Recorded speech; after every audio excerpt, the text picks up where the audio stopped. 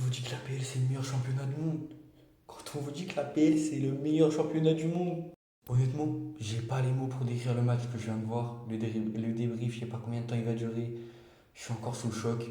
Newcastle qui domine toute la première mi-temps et qui prend un but, ou un peu un but de gag, avec quand même une belle frappe extérieure de la surface qui a été contrée, mais qui domine toute la première mi-temps et qui prend un carton rouge et qui du coup perd 1-0 à la fin de la première mi-temps. Hugo Ekitike qui vient marquer au bout de 45 secondes dans la seconde mi-temps, on se dit que le match est plié.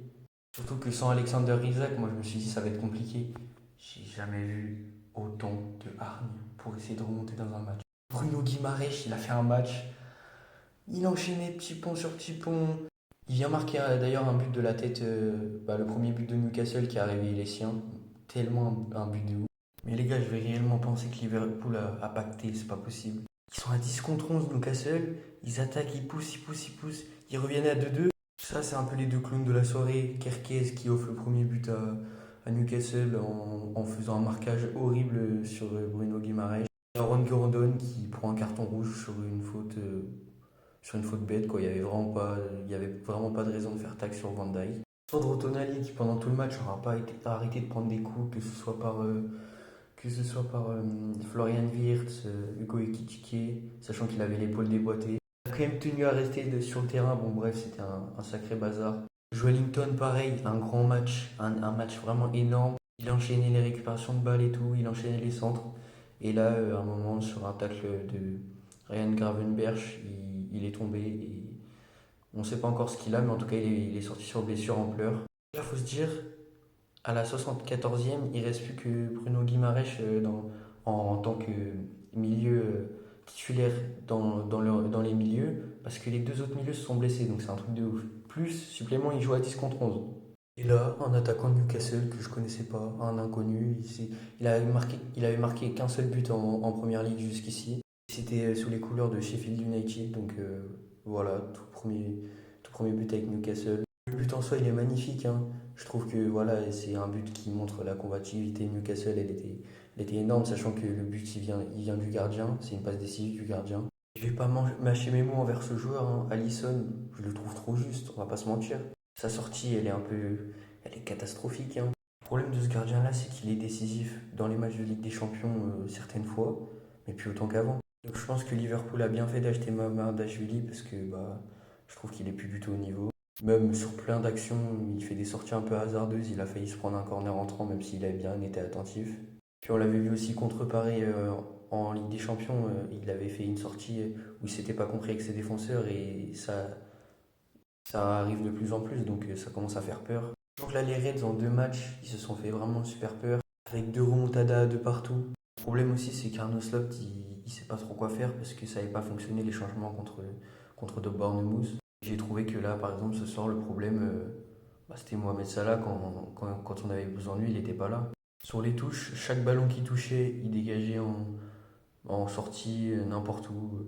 Enfin, en gros, c'était la panique. Entre lui et Gakpo, c'était la panique. Il n'y a que Van Dijk en tant que capitaine qui a essayé de gérer la situation, même si toute l'équipe était en panique globalement.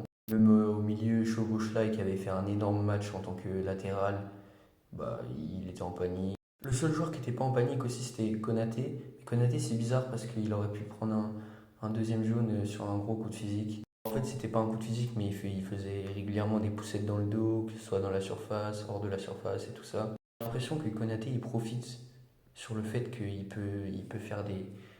Il arrive à faire quand même des sacrés contacts, on se rend pas compte, mais ils sont quand même assez énormes. Il en profite et au final, comme c'est pas sifflé, il continue le match et au final, il fait une plutôt bonne performance, hein. Bon, je sais, ceux qui n'ont pas vu le match, vous allez me prendre pour un fou. Vous allez me dire, ouais, mais Mohamed Salah, il a fait la passe D et tout ça. Oui, mais son match en global, il est pas fou.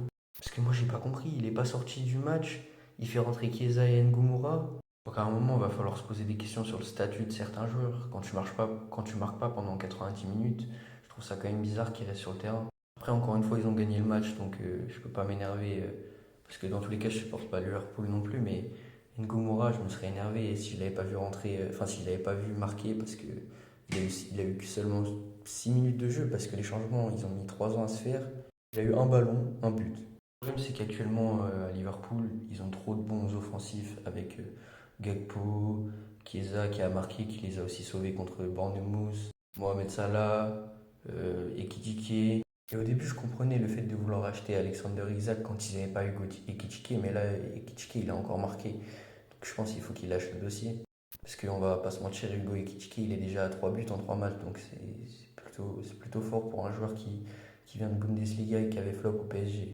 Même si encore une fois, le but de Ekitike ne reflète pas la performance qu'il a eu ce soir, qu'il a fait ce soir, parce qu'il a été beaucoup moins fort que sur les précédents matchs, que ce soit contre Crystal Palace ou contre Bournemouth. Mais le match dans l'ensemble, après le but de Guimarães, c'était une folie.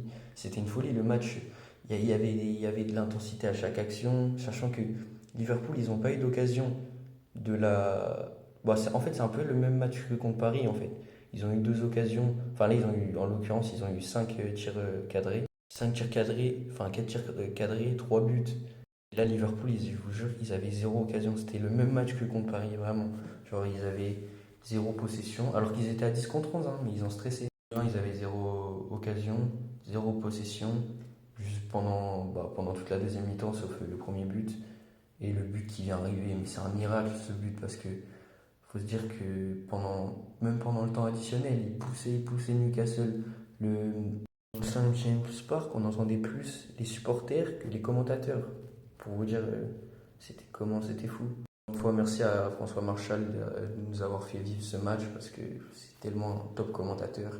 En plus, c'est un truc de ouf parce que il est tellement fort en tant que commentateur que avec n'importe quelles équipes, il arrive à rester neutre. En plus, même pendant le match, Arne Slot, il était dépité parce qu'il pensait du coup qu'ils allaient perdre le match, mais c'était en tout cas une folie. Quoi, la première ligue est de retour, j'ai vraiment hâte parce que là, ce que je viens de voir, c'est complètement fou. En plus, j'ai encore plus hâte de ce match quand je sais que je vais vous les commenter sur Twitch quand je pourrai, donc ça c'est encore mieux. J'aurais bien aimé faire plus de vidéos, par exemple une vidéo sur N'Go Moura, une vidéo sur Guimarães et tout ça, mais j'avais pas forcément le temps. Et en plus, j'aime bien aussi faire des débriefs longs. Mais là, demain, à partir de 21h, je crois qu'il y a des matchs en première ligue.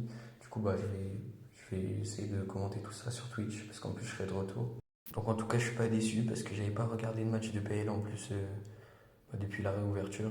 J'avais quand même regardé le match de Crystal Palace, enfin la finale entre Crystal Palace et Liverpool. Donc voilà, j'espère que ce débrief vous aura plu. Là, quand je rentre, je vais essayer de mettre en place quand même des vidéos plus qualitatives parce que là, je fais ça un peu comme je peux. Avec, par exemple, du coup, la qualité de la caméra parce que là, c'est horrible. Et aussi le fait que je me recule, que je sois plus mis en valeur et tout ça et que je puisse aussi m'exprimer avec mes mains. N'hésitez pas à me dire ce que vous avez pensé du match en commentaire.